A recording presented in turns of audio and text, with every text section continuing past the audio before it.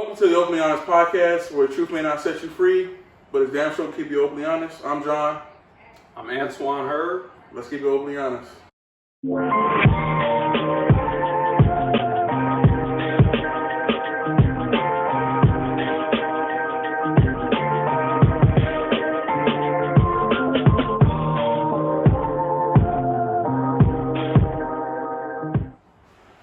So today we talking about our second interview. We got Mr. Antoine. He's gonna talk about his field in the CPS and a little bit of poetry as well.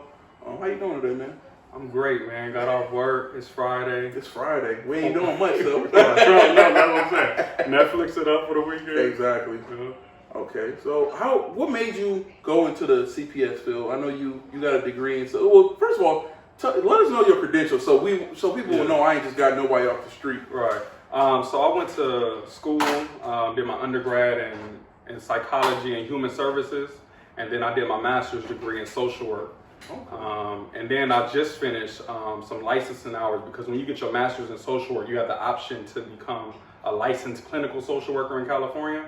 So I just finished those hours, so I'm in a process of getting licensed. How long does it take?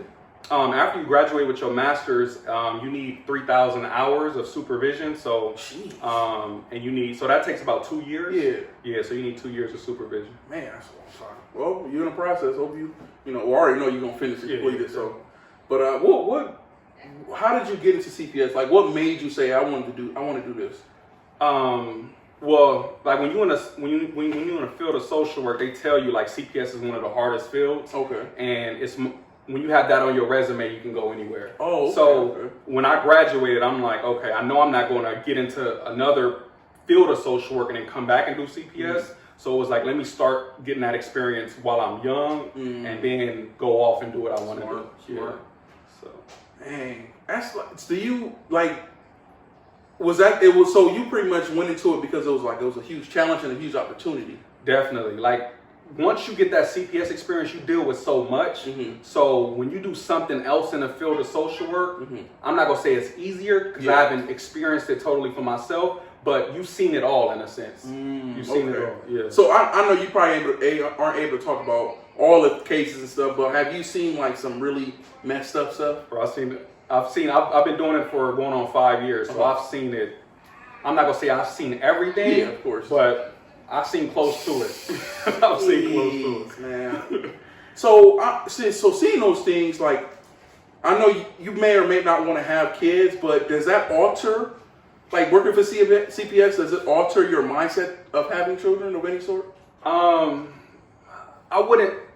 It'll make me more protective. Okay. You know what I mean? Because it's so much that goes on, from having other people watch your kids to even if you have multiple children in your home or have nieces and nephews close to their age, it's still like you got to supervise them from family as well. Yeah, man, or even siblings. You see siblings abusing each other, and that's not something you automatically think, but it happens. So now I think I would be low-key like just paranoid in a sense. Not to the full extent, but I just know everything that can happen and the trauma that comes from that. Yeah. And sometimes, when people experience trauma in childhood, that can affect them the rest of their life. So do you think like, because I'm sure, like when I was young, I got whoopings and stuff, and I'm sure you did too. So do you think that helps shape a child in some form, or does it just like tear them down little by little? I'm going to say it depends on the people. I know like some of the research says that they don't advocate for spanking. Okay. Right? Yeah. I mean, I got beat. Yeah, you know what I mean? So too. Now that I work in CPS, I'm like, I should have got removed then. Yeah. And I remember like being young and hearing that CPS was gonna come to our house and like we like dodged it. You know what I mean? So when I like got into the field and I had to remove children, it was kind of like weird. Like I'm doing a job that I would run, I would run away from. And so it's a weird dynamic. Yeah. Because it's crazy because my grandmother adopted me because my mother was on drugs and stuff, and my father wasn't taking his responsibility. So she adopted us, and I remember when I was younger, CPS would come out and talk to us or talk to the child, and I'm like, not thinking it's okay or thinking it's just that's the way it is. Right. I'm like, she hit me with this shoe, she hit me with that shoe, and I'm like not knowing, like, nah, you can get removed from this. And it's funny because after that happened, my grandmother ended up whooping me after for telling that I did that. But it's like, man, it's crazy how the system works. Man. Yeah, and even that point that you bring about, it's kind of like even when we were getting spanked, we still didn't want to be removed. You're like, it's a normal thing. Right. I did wrong. Let me get the consequences and let me go about my way. Exactly, and that's the crazy part about it, because you can literally be abused and not know it. That's like, so crazy. Like now that I think about it, I'm like, yep.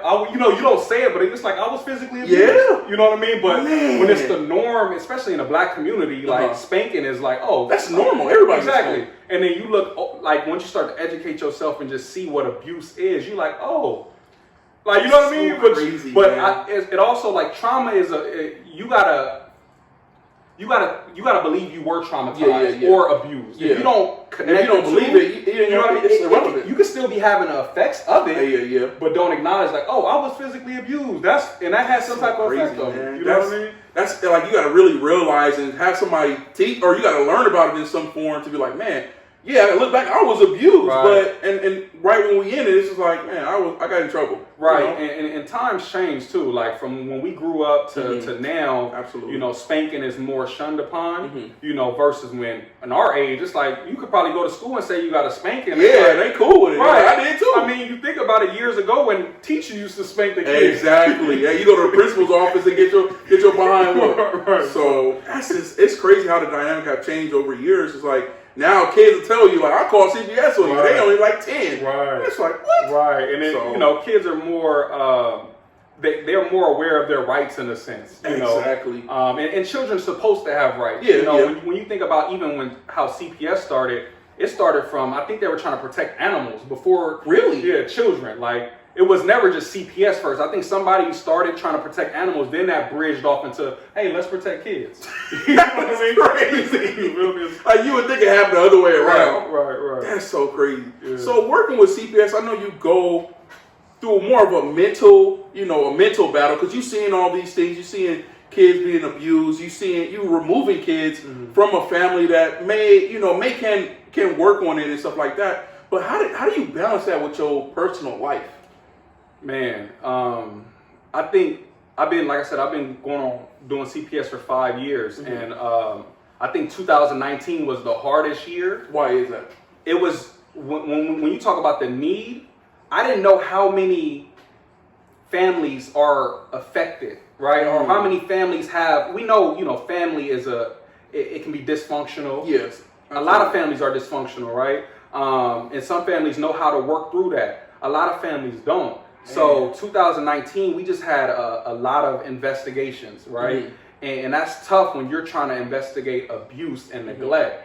And it's like, if I have a caseload of, let's say, 10 families, that can seem more doable. But when you get a caseload of 20, 30, 40, 50, it's kind of like, I caught myself, I was working 7 days a week. Man. Literally, like doing my 40, 50, 60 hours during the week, doing another 30 on the weekends. Wow. So that taught me, like, I put away like certain parts of my life, whether that be working out, eating healthy, spending time with my family. All of that stuff got put to the side because I'm like, I got to go to work. Yeah. Right? But at the end of the day, I think a lot of people can speak to this. When you work in a job, especially if you're working for somebody else, if it's not your passion or you feel super called to it, right, you can make that the forefront of your life and neglect everything else. Yeah. So like this past year, I had to learn like even I'm so busy at work, I can't make a doctor's appointment. You know what I mean? I can't go to the dentist. I can't go to the dentist. Stuff like that. It's like you neglecting your personal needs, and you can probably be ill or developing some type of illness,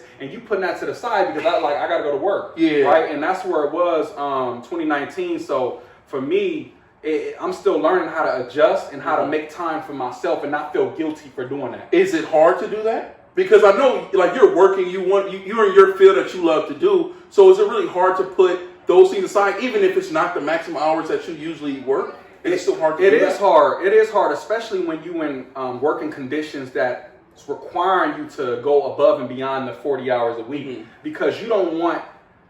You tend to have this thought, like, if I take time for myself, that's going to take time away from me doing this. And I don't want to be seen as a bad worker. Exactly. Right? But at the end of the day, it's like you have to develop boundaries. And whatever profession or anything you do in life, you have to have those boundaries. And I didn't have good boundaries. So I caught myself working when I'm like, I'm not getting no break, and that's gonna have effect on you. That's in our field we call it burnout. You know what I mean? Especially when you're dealing with high abuse and stuff like that, and you don't get a break, you can easily take your 30-year career into a 20-year career or 15-year career. You know, so does that affect like your relationship you have? Oh man, yeah. Luckily, my girlfriend, she's in CPS as well. Oh wow, okay, so she understands what you're going Right, and so that helps, and that's kind of like how we connected. We both. Not saying you need to be in a field, because I've dated people who wasn't in CPS, and it's a lot that we don't talk about, right? Because it's like you may not understand, you may not get it, right? And what I would say, being in this field, is my personal life has to be in order. I've had issues with my younger brother where he's going through something, and I leave work and I'm dealing with that. It's like I never get a break. Yeah, you know what I mean? Man. You always counseling somebody. Exactly. Yeah. So I definitely make it an effort to have my personal life in order and not have too much craziness going on, because you'll burn out, like I said. Man. So I see you talking about like high abuse. Like of course there's multiple types of abuse. What is the hardest to deal with within the CPS field? Because I know you don't always have to just deal with kids. You have to deal with adults too. Right. So what is one of the hardest abuses type of abuses that you have to deal with? I think it can vary based on a day. But I know for me, sexual abuse is always one that's like, you know what I mean? Yeah. When you get in the details of it and stuff like that, that's always one that's like... It hits you personally. Yeah, it's kind of like you just see how sick some people can be. Yeah. You know what I mean? And when you see like an innocent child and they're abused and it's against their will, I mean, obviously they're abused and it's against their will. Yeah. They have no choice in being abused sometimes, or most of the time. You got some people who are abused and then they gravitate towards their abuser. You know, and that's older people preying on a young mind. Yeah. Right? But sexual abuse is always tough, because I feel like that type of trauma, it's hard to work through that. It's hard to, like we were saying earlier, I got physically abused, right? I don't consider myself being physically abused, so I'm like, oh, it didn't affect me. Yeah. But with sexual abuse, that sticks. It sticks. It sticks.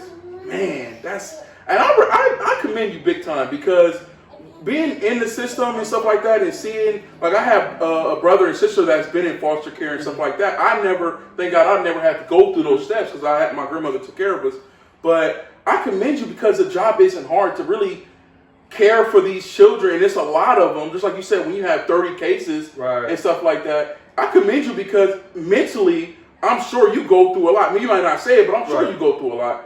And it's just like, man, I wouldn't want to do it. Right. No, it's interesting, because I sometimes look, because I don't want to say you get like immune to it. Like when you hear the same stuff over and over, I imagine people who, like police officers or something, like they see it all the time, so it tends to, they become in a sense numb to it.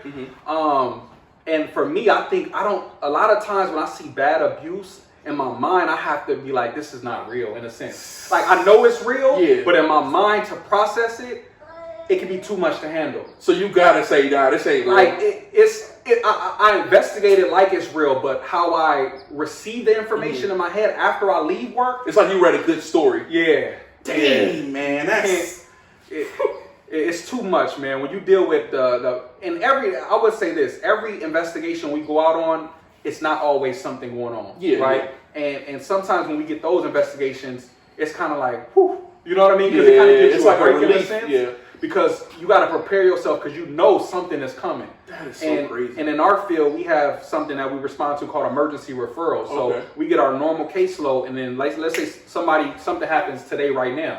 They'll call us for it, and we have to respond to it.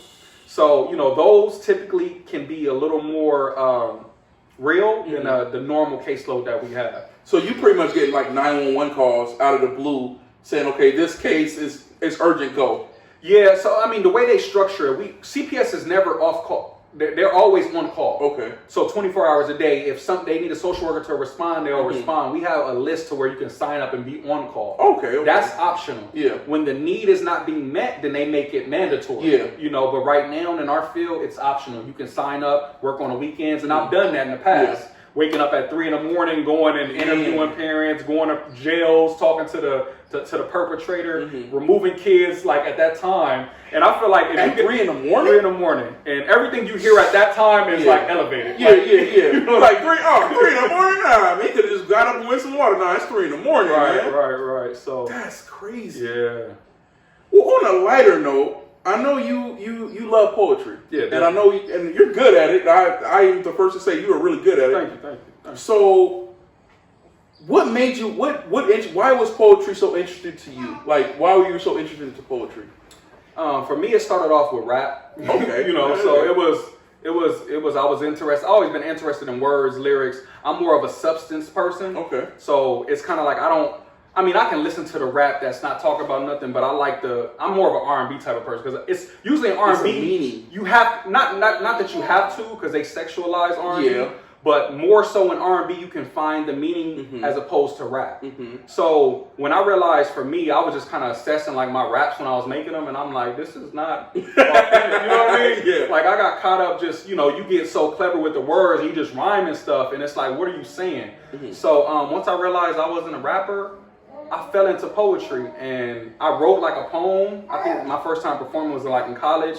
And I was like, okay, I think this fits more with me. So when you say like R&B and stuff, what is like the real difference between like a good R&B song and poetry? I feel like R&B, it's an art to it. I got friends that write, music, and like with R&B, you sometimes can have a great melody saying something, but you don't have to use so many words. Okay. In poetry, you can have a poem, just a sentence, right? But with poetry, it has to be leading and building to something. Not saying it's not the same with music, but I think that what connects both R&B's, hip hop, poetry is the meaning of what you're saying. Okay. We've all been through situations where we hear a song and we can relate to it. Yeah, absolutely, yeah. Or you feel like, okay, I learned something from listening to that song. With me and poetry, it's always there's a message in it. I've never heard a poem and there wasn't a message. You can't just get up there and just be like, blah, blah, blah, blah. Yeah, you can't, because with poetry, typically, if you go into an open mic or something like that, there's no beat. You know what I mean? It's just you. Right. So usually with rap, if you got a beat, that can hide what you're saying. With poetry, it's like you up there naked. You got to be saying something. Dang. So when it comes to poetry, what is your favorite like genre in poetry? Because I know you can talk about love, you can talk about all these different things that happen in life. So, but what is one of your favorite topics I would say to talk about? Yeah, I'm definitely a love-based poet. You know, that's shunned upon in the poetry community. You just talk about love, relationships. For me, I started writing because what I was going through in my relationship, that was therapy to me, and if I can put it in a poem and make it art, I was like, okay, and then I can look back on it because I wrote poems, and although I'm writing it, I learned from it. Okay. I can go back and listen to it or recite it, a year from now and get a message that, you know what I mean? I'm like, oh, okay. You know what I mean? But you so caught into the moment. So sometimes I felt like when I wrote, it's like, yes, I'm writing it, but that inspiration is not coming from me. So, I wrote a poem probably last year sometime because one of my friends wanted me to perform at her wedding. Okay. And so I'm like, okay, I'm not married. How do I approach this, right? Yeah. So she originally said like 30 minutes, but I'm like, I'll give you 2 poems. Minutes? Yeah, I was like, I'm not getting up there 30 minutes. Is there poems that's that long? Nobody wants to hear poetry for 30 minutes. Yeah, like the same poet, no. So I was like, I'll give you 2 poems, and then I started writing a poem about like love and what keeps a marriage going based on some of the mentors that I've listened to. Yeah. And I wrote the poem based on that, not from my personal experience, but from somebody else's experience. And so going back and like reading those poems, I'm still learning from that. Wow. Yeah. Wow. Because I feel you when you say love, because I feel that love can go in many. It's seen in many different shapes or form. Whether it's a hated love or whether it's like a love type deal. So I feel you when you say love, and that's crazy how you said it's shunned upon in the poetry community. I wonder why though. Yeah, I guess because when you think about poetry, I think most people initially think about love. Something like roses are red. Yeah. So when you get and poetry is so deep. Like I didn't even know how deep it was until I started going to some of the open mics, and I realized like, oh, I thought I was doing. You know what I mean? I was like, I thought I was doing. Like, these dudes good. They getting busy, and then people compete as well. And so it gets real. It's real. It's an art to it. And I can't say I've mastered that art. You know, my poetry comes from self-healing for the most part. And then I'm like, okay, if I can talk about something that helps me, maybe it can help somebody else. But yeah, poetry, the poetry community is deep, man. So when you give a poem to people, what are you trying to accomplish when you do that? I think I want people to see something from a different perspective, right? Like I said, I love the idea of love. I love relationships, talking about them, understanding them, figuring them out, because they're so complex. Yeah. Right. So and you know, going back to social work, me getting licensed is allowing me the ability to provide therapy, right? And then one of my niches, what it's going to be, is providing marital counseling. Okay. And not only marital counseling, I feel like there should be counseling for dating relationships. There should be information given to people as young as elementary school age about love and relationships. So I want to master that, because when you think about even going back to CPS, it all starts from the family. Yeah. Right? Yeah. If the love is not right in the family, it's just gonna trickle down. you know what I mean? Down, so it all connects, Have you ever wrote a poem based on your experiences with CPS? I have the idea, but I've never wrote it. Okay. That may come later in life. Yeah. But yeah, I have the idea and I've thought about doing it, but I've never wrote it. So wait, what? No, I have wrote something similar. It was a trauma-based piece. Okay. And this goes back to I had a friend tell me that they were molested as a child, right? Okay. And this is somebody that I know, and I was like, I never saw it. I never saw it. So it made me look at the trauma that this person dealt with and how their trauma kind of affected me. Wow. Right? Because when you see people's behavior, you don't always look at, okay, why they behave like that, right? Absolutely. You don't know the backstory, exactly, right? And if you look at like the rap community now, the lyrics that we portray in rap music, it's degrading to women sometimes. Absolutely. It's most of the time on a negative platform all the time. Yeah. Right, and when you think about, okay, that it may sound good on the record, but these people who are acting out impulsively sexually, it's like, what have they dealt with? Exactly. You know what I mean? And if you don't know that and you just see, okay, they think that's cool, you don't know the backstory. So when I found out that this person was molested, I'm looking at their behavior and I'm like, how I got influenced from their behavior, right? And I'm like, I never was molested. Yeah. But I'm acting in a way such as this person. Exactly. So it was crazy. It blew my mind when I found that information out, and for me to process that effectively, I had to write about it. So poetry is really like a Dear Diary type thing for you. Yeah. When I think about it, it's been healing for me, because we can't go through anything in this life and not process it. Absolutely. When you start keeping stuff in, it start building up. Eventually you're going to blow. Eventually you will blow. It will happen. So I think for me, and talking about like therapy and stuff like that, Black people typically don't seek therapy, right? No. So it seems like it's frowned upon in our communities. Right. So, and growing up, I'm like, therapy? Like, no, right? But I think about the writing that I've done, and I'm like, that's been my form of therapy. That's been my form of processing. Yeah. So I take that as equivalent. If you have an art form that you can express yourself, do so. Go for it. Because this is like, in a way, like, I don't really write. I don't really, I ain't that good at basketball. I ain't, sports, I can't really do those things. So this is probably one of my forms to show people, it's okay to talk about the things that affect you or the things that might affect somebody honestly and openly. Right. So this is part of why I do it. And I support that, because my thing now is, my mission right now is to heal men, right? Yeah. Like, because I see so much within our gender, it's so many stereotypes and ways we have to act. Yeah. And we, like, even men just sitting down talking about love. How often do we do that? You know what I mean? Never. Like, unless you with a homeboy, he really trusts you. Right. So he talks about his love for somebody else, but that's rare. Right. It's rare. So my thing is, like, that shouldn't be. Like, we look at love, and this is a poem that I haven't wrote yet, but I'm going to eventually write it. But we look at love as men, that's weak. How? That's like one of the hardest things to master. Yeah. You know what I mean? If you can truly say you're loving, how is that weak? So we kind of flipped it to where don't talk about it, don't do it and it's affecting our world.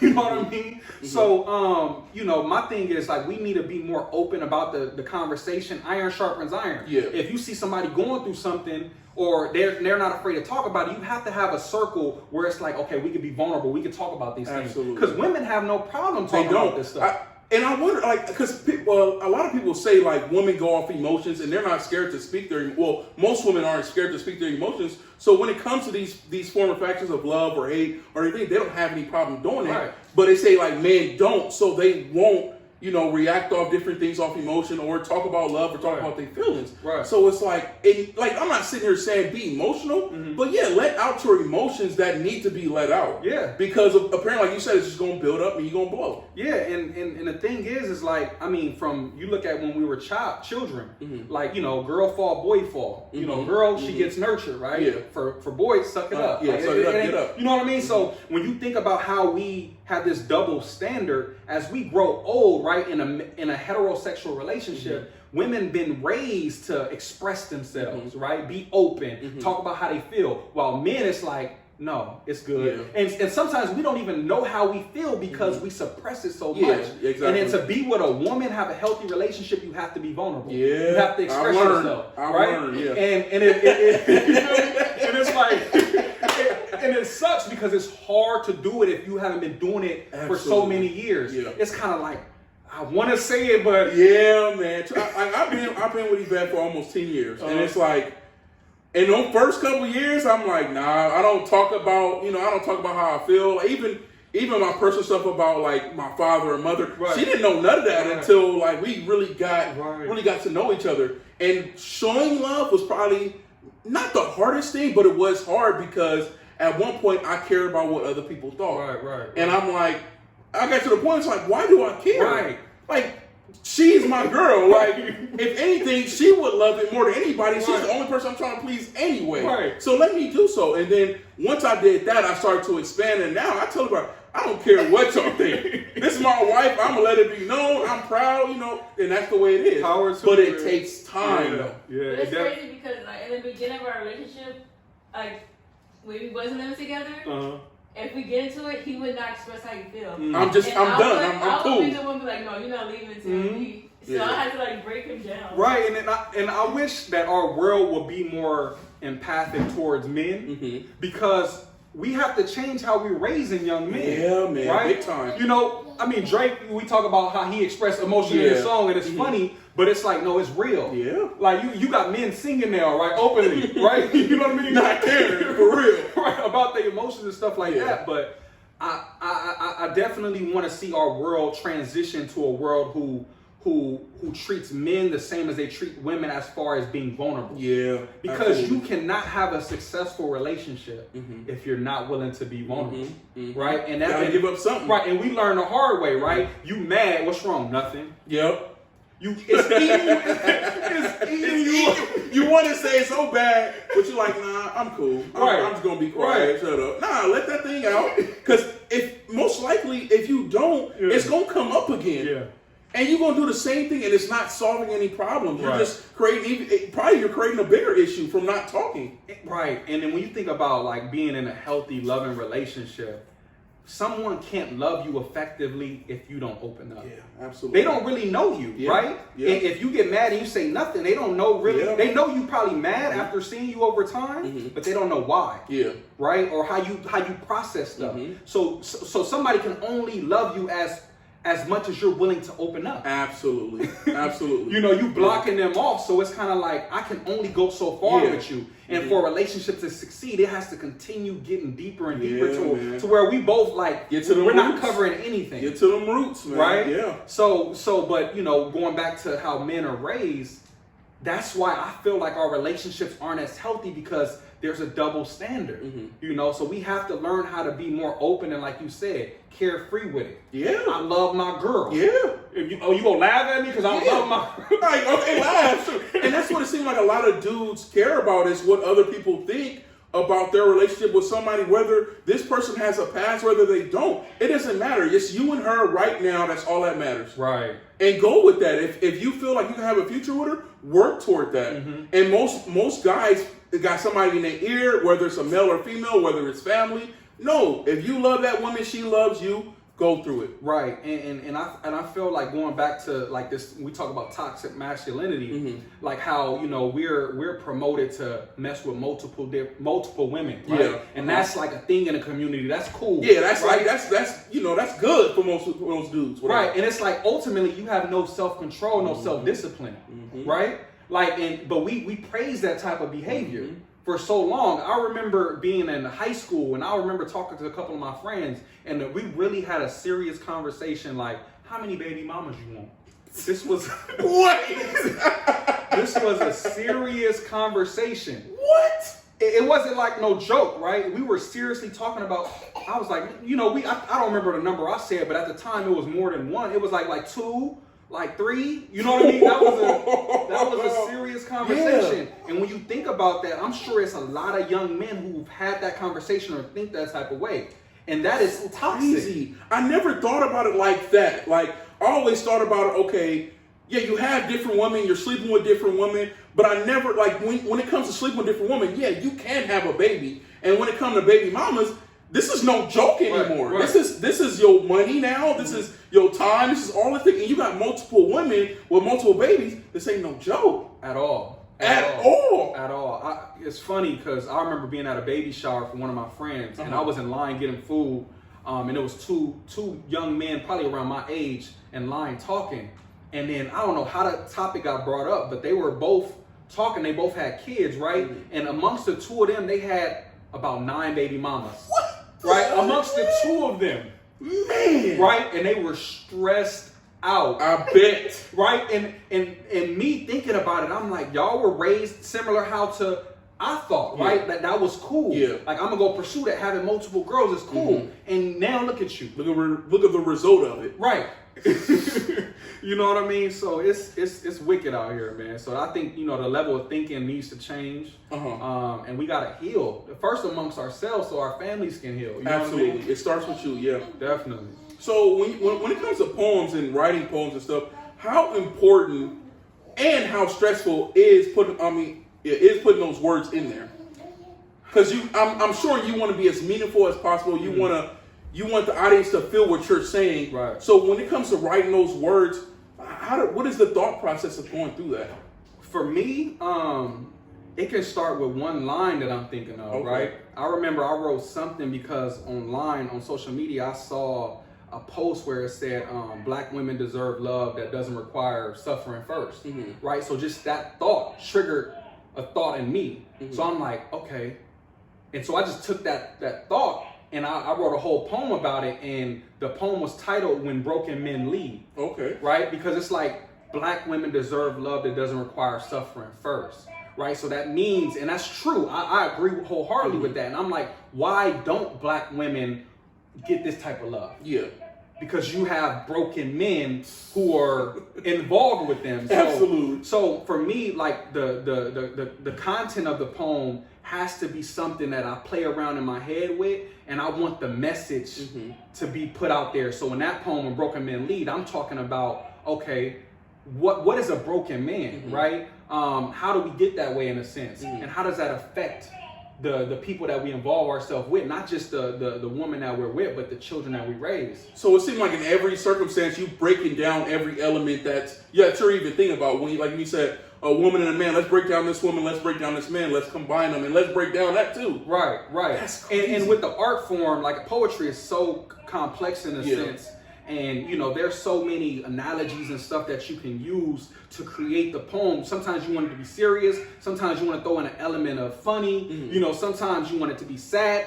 For me, I want to get people thinking, and I want to trigger emotion. Okay. You know what I mean? So I have some poems where I'm like, I want you to feel this, right? And I want you to kind of look at a subject differently when you leave. For a poem, it's like you can pack so much into a 3-minute poem. Yeah. And it's like, that's like equivalent to reading a book based on the message that you get, right? So, you know, for me, it's definitely intentional with the wording and the message.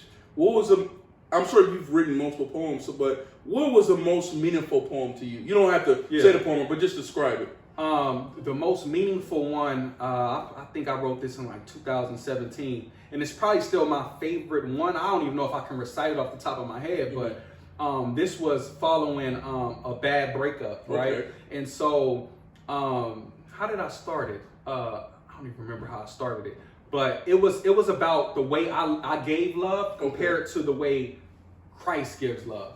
Wow. Right? Okay. And realizing what I was doing was not equivalent to what he did. Hey, right? Dang, okay. And then like my experience in doing that. Because I was specifically talking about a relationship that I came out of and analyzing what I was doing. Okay. Right? And so I've learned, and I'm still learning how to love based on getting it wrong. Yeah. Yeah, that's it. Because you got to learn from your mistakes. Exactly. And a lot of people don't have that model in front of them. So what do? We have to go out trial and error. Right? So for me, I think that poem, comparing the way I gave love as compared to the way Christ gave love, I think that was my favorite one. That is, I might have to hear that one, man. I'll let you hear one. But I know you got one for us today. Yes. So we gonna let you perform it, y'all. The first poem on the Openly Honest podcast, Mr. Antoine. Hopefully I get it right. I think I performed this one like once. I had another one I was trying to perform or thinking about performing, but I'm like, no, that's too long. But yeah, this one right here, I don't even have the title for it, but it's based on like, it's talking about purpose and talking about women. Okay. Yeah. So let's do it, y'all. Lately, I've been praying for purpose. My previous prayers were primarily plagued with pride. I used to pray for a woman. I felt something was missing in my life, and I believed a good woman will always be the remedy a man needs when his life is off balance. But when a man is lost, he can't lead. So during that stage of his life, a good woman should be seen as his enemy, because what you gonna do when a perfect woman comes into your life but you're not ready? You also don't want to see her pass you by, so you try to imitate the man she describes she wants in her life, at least until she falls for you. And after she falls, you applaud yourself. Your ego stands tall when really she's attracted to the fraud in you. So you continue to put on this facade until she loves you for you. Correction. You continue to put on this facade until she loves the illusion you created with your deception. Our selfish nature thrives off being deceptive. Some will go as far as waiting until she's pregnant before they start changing the way they act, because the security of a baby means you can finally take off your mask. I say all this to say, I'm not a fan of the way we date. And in my poems, I sometimes say we when I'm referring to myself, because staring at your reflection in a mirror is frequently a sight we can't stand to see. So instead of a mirror, I feel way more comfortable being vulnerable and expressing my flaws on a stage. I guess I sometimes feel like this is my home, but I know that praise can quickly turn into stones. So I'm prepared to handle both. I'm aware that there's light inside of me, but that light has a hard time shining due to everything in me that's dark. And the only way I found I could be honest and accepted is by packaging up my past and presenting it as art. So here you go. People love your pain, especially when they can relate, but even if they can't, if you keep them entertained, they will appreciate you the same. For so long, I've been avoiding the responsibility I have in discovering why I was placed on this earth. Instead, I've been on this urgent search to find her. But if I find her before I find me, she may be ideal for the misguided man I am today, but detrimental to the man I was called to be. I say all this to say, I'm not a fan of the way we date. I tried building a family with a woman who wasn't for me rather than letting her go and admitting I made a mistake. Long story short, my child was taken away, and since then, I struggle with mourning the loss of my unborn seed while at the same time trying to convince myself to believe this was an example of God's grace. Either way, I still feel guilty for having this clean slate, because I know the damage I've caused along the way. I can't unsee what I've been through, although there are many days I would like to. There are many days I just want to be reckless, but I try to hold the promise I made to the part of me that's in heaven, because I'm sure their soul will be filled with grief, and for eternity they would sob if I move forward as the same man I was prior to their conception. And out of the two of us, they were the only one who became closer to God, so I dedicate my dating to their death. And I'll continue to pray that there's purpose in every one of my steps. I now know that casualties can occur from having sex casually, so I want to be intentional in everything I do, from how I serve my gifts to the world and the woman I choose. Boom. So that was a great poem, man. Touching, very meaningful. Yeah, man. I'm speechless, man. I hope y'all enjoyed the poem as well. It was great having you here, man. Great conversation, great word. I hope y'all got some insight of what CPS does and what they go through. And poetry, you guys check out poetry, man. If you're into music, R&B, I suggest you check out poetry as well. So, but I appreciate you being here, my brother. Oh man, I love. But y'all know where y'all can follow us on Instagram. It's the Oakley_honest_podcast.